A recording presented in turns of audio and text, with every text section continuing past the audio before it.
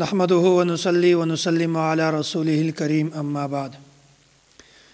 نن درس قرآن کې د 14مې سپارې خلاصه بیانېږي. د 15مې سپارې په آخر کې د مکې مشرکینو د رسول الله صلی الله علیه وسلم نه 3 سوالونه کړي وو. په هغو 3 سوالو کې درم سوال دغه دا چې هغه کوم کسته چې هغه د مشرق او د مغرب سفر یې کړی ده. د دغه مراد ذوالقرنین ده. دا خبره یقیني نه ده چې ذوالقرنین د پیغمبر وي یا نه، دا هیڅ یقیني نه ده. خو بهرحال ذوالقرنین ته الله تعالی اقتدار او وسایل ورکړي وو. او بیا ذوالقرنین د مشرق سفر هم کړی وو او د مغرب سفر هم کړی وو او درم سفر غالبا د شمال کړی وو. په شمال کې د ځینې خلک ملاو شول. بیا هغو خلکو دته دا شکایت لګاو چې دلته یاجوج او ماجوج دي، هغه خلک نه پرېږدي، دلته قتل کوي او فساد پیدا کوي. او ذوالقرنین ته د مال پیشکش هم وکړو چې موږ دومره پیسې درکو، خو ته داسې وکړه دلته یو دیوال واچوه چې دغه یاجوج ماجوج د فساد نه موږ بالکل ځان بچ کړو. ذوالقرنین ورته وویل چې ما ته د تاسې د مال هیڅ ضرورت نشته، بس افرادي او جسمانی طاقت ته تاسو مدد څخه ده، دغه ماته ضرورت ده. بیا ذوالقرنین داسې وکړل چې د ورسپنې تختې راوړلې او د تختو ته ویل شوي سکه د ور واچوله او د سکې نه مکمل دیوال ورته جوړ کړو چې نن ورځ پورې هم د یاجوج ماجوج نه هغه خلک بالکل په حفاظت کې دي. بیا الله تعالی دا خبره بیانوي: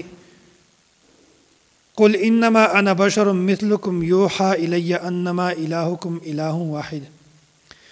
وای ای پیغمبر ته خپل خلکو ته وایا چې زه د تاسې غوندې بشر یم، لکه څرنګه چې تاسې بشر یې داسې زه هم بشر یم، زه هم انسان یم.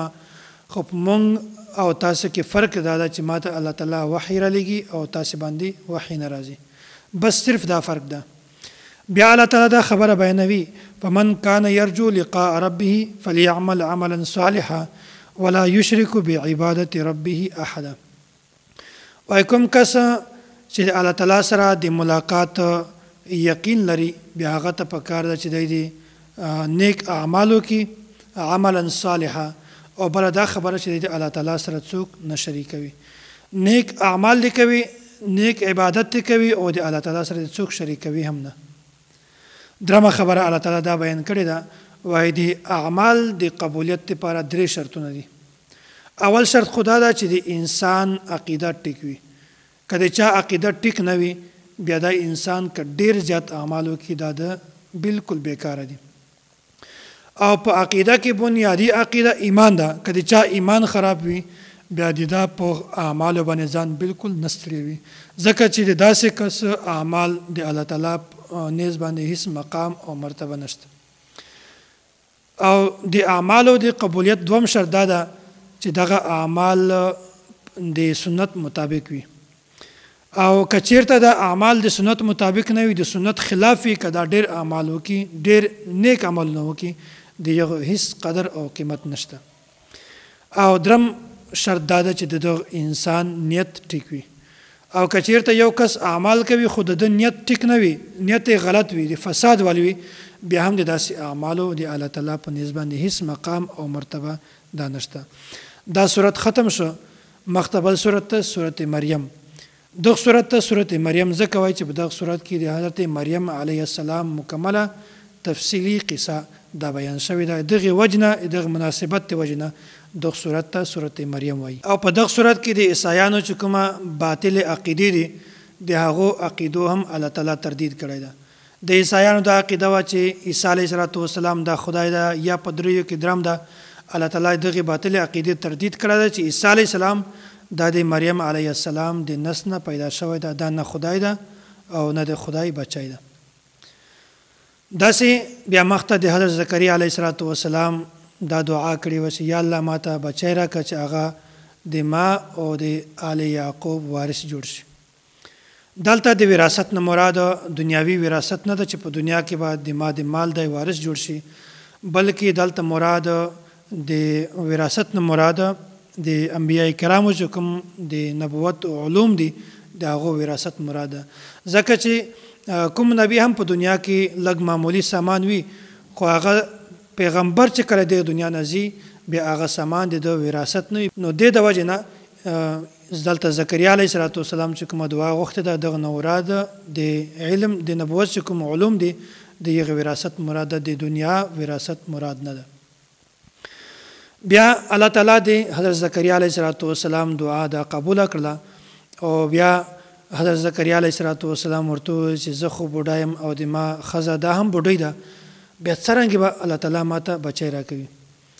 د داسې حیرانتیا والا خبره ده. بیا الله تعالی درته وایي چې زه تا ته بغیر د اسباب نه بچی درکوم. او بیا داسې وشول چې حضرت زکریا علیه السلام ته الله تعالی نشانی ورکړله چې ته بالکل ټیک ټاک وي خو ته به درې شپې بالکل د چا سره خبرې هم نشې کولی. دا ټول تفصیل دلته ذکر شوی ده. بیا په دې نه مخته د حضرت مریم علیه السلام دا تفصیلي واقعه بیان شوې ده خو زه د هغې صرف خلاصه درته بیانوم. واذکر فی الکتاب مریم. نو حضرت مریم علیه السلام دغه د دې یوه معجزه وه چې عیسی علیه السلام دا بغیر بې پلاره پیدا شو. او داسې د عیسایانو چې کوم تردید او د باطل عقیده او د هغې تردید هم الله تعالی دلته بیان کړ. د حضرت مریم علیه السلام عمر 14 یا 15 دا دواړه اقوال ملاویږي چې د عمر 14 کاله و یا 15 کاله و. بیا د یوه کښلي انسان په شکل کې یو سړی راغی حضرت جبرائیل امین او په دې ځای کې مریم بیا پرده وکړله. د ورته وویل وایي زه الله تعالی را لېږلی یم تا ته یوه خوشخبري درکوم. خوشخبري دا ده چې تا ته به الله تعالی بچی درکوي.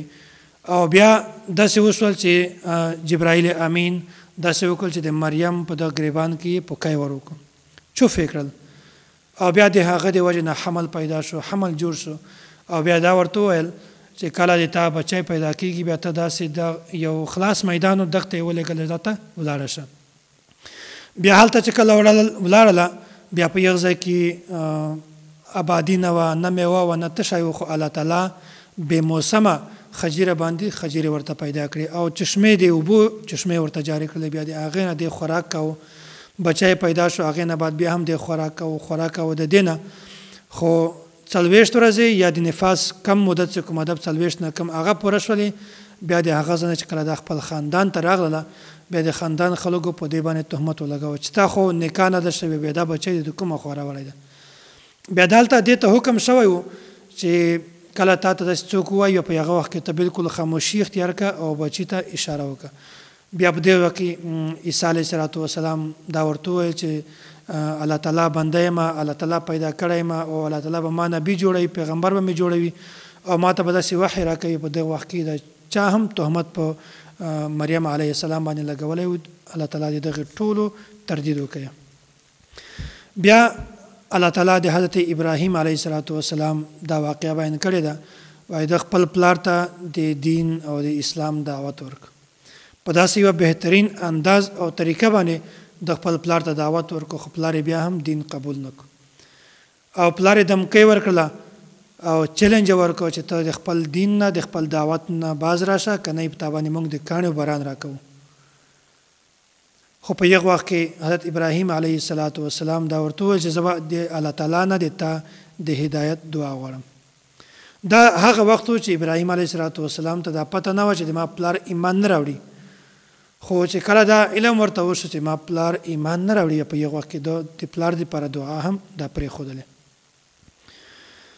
بیا الله تعالی مخکې د حضرت ادریس علیه السلام دا تذکره بیان کړې ده.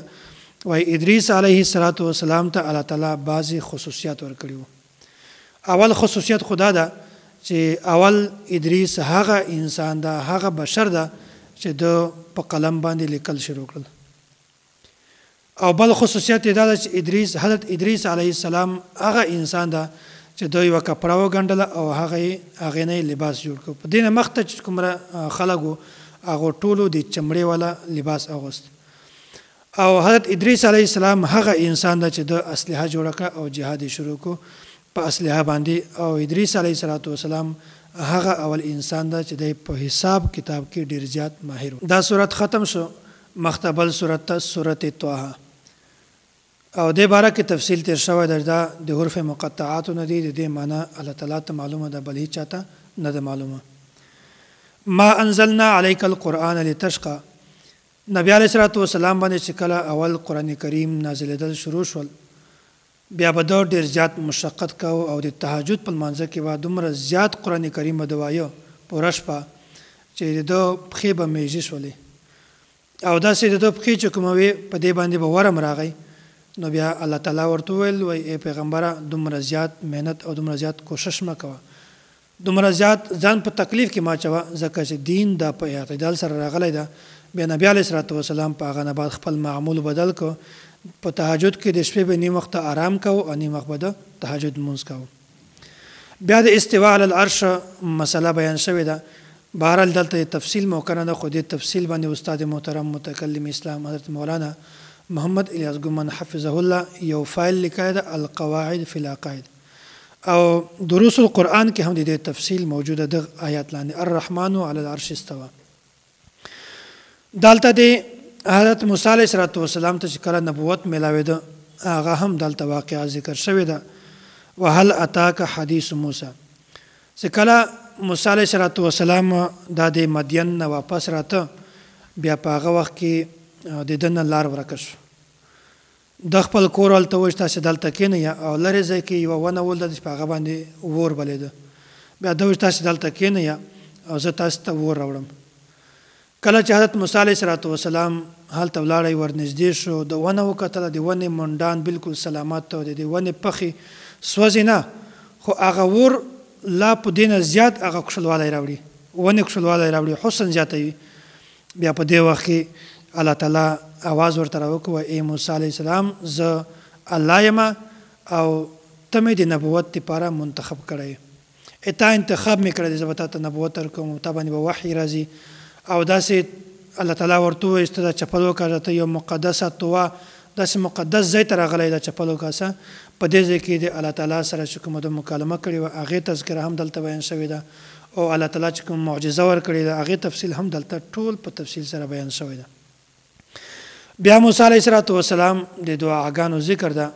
کله چې الله تعالی موسی علیه السلام فرعون ته د دعوت دپاره ورولېږئ، بیا په هغه وخت کې موسی علیه السلام دا دعا د الله تعالی نه کړې وه. 4 شیزونه موسی علیه السلام د الله تعالی نه غوښتي وو. اول خو دا و موسی علیه السلام ورته وویل چې کومه خبره زه فرعون ته کوم هغه خبره په ما باندې بالکل کلاو که، چې داسې نه وي چې هغه خبره د ده په سمج کې نشي را، بالکل زه خبره په صحیح طریقه باندې ته بیان کړم. او دوم دعا یې دا کړې وه چې یا الله ما ته اسباب راکړه، او درېمه دعا یې دا کړې وه چې یا الله ما ته فصاحت راکړه، ما په ژبه کې چې کوم لکنت ته دا لکنت ختم کا. او څلورمه دعا یې دا کړې وه چې یا الله د ما ورور هارون علیه السلام دا د ما معاون جوړ کړه. الله تعالی د ده 4 سره دعا دا قبول کړلې. بیا الله تعالی د احسان او د تسلی لپاره د موسی علیه السلام د وړوکوالي والا واقعه دا درته بیان کړله. ورته وویل وایي د موسی د موسی علیه السلام مور چې کومه هغې ته مونږ ووایي داسې موسی په یوه صندوق کې بند که، په یو تابوت کې بند که، بیا دا اوبو ته واچوه. بیا هغه صندوق ته د فرعون چې کوم دغه ځای و محل و هغه محل ته ورسېدو. بیا په هغه وخت کې دا قانون جوړ شوی و چې 1 کال بچیان ژوندي پاتې کېږي، 1 کال به بچیان مړه کوو. خو موسی علیه السلام په هغه کال باندې پیدا شوی چې کوم کال باندې بچیان مړه کول. بهرحال دغه بچي سره موسی علیه السلام سره د خور دا روانه وه چې کله محل ته ورسېده. بیا بهرحال تفصیلي خبره ده چې کله د د شودو خبره راغله، دا خو شودې نه څکي د بل ښځې، نو په هغه وخت کې د خور ورته ویل چې دلته یوه ښځه ده د هغې شودې څکي. بیا بهرحال موسی علیه السلام خپل کور ته واپس راغی. نو دا په تفصیل سره دا خبره هم الله تعالی دلته بیان کړله.